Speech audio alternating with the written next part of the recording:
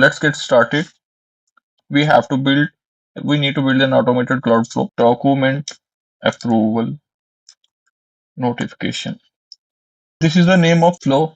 What trigger we use when file is created. This is the trigger when a file is created. Property is only in the SharePoint.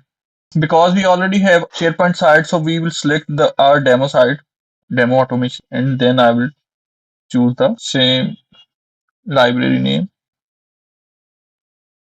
Then we will add some delay. There is one important point why I'm adding a delay after a trigger, because this trigger is very sensitive and it runs every second. So if we don't add a delay there, it will run every second. So when we try to get file properties data from it, it don't create file there. It will throw us an error. So that's why I will add a standard 10-second delay.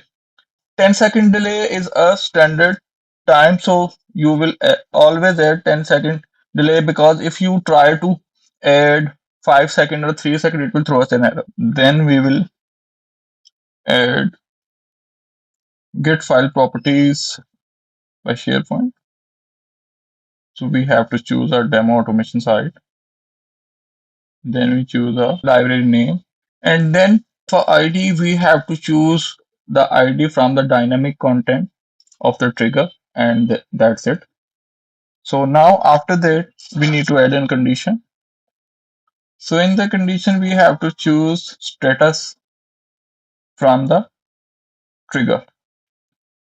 So in the right hand side, you just need to put pending approval. Now in the true branch, you have to send an email. Why I'm choosing send an email v2? Because it is quite simpler to add, and from beginner's perspective, it is easy to set up, and it will don't throw any error. So that's why I'm choosing.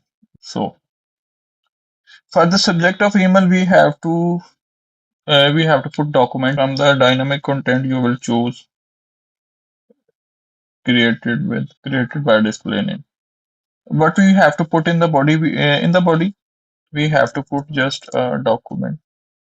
Put the name of document, file name with extension. We again choose the dynamic content, file name with extension. And for uploaded or created, you will choose the same option, created by display name, once again from the dynamic content. You have to choose everything from the trigger, because it is the trigger where everything is created by display name. There you will also choose the file name instead of who created it. And that's it for this automation, and you have to save this automation, and then we will test it.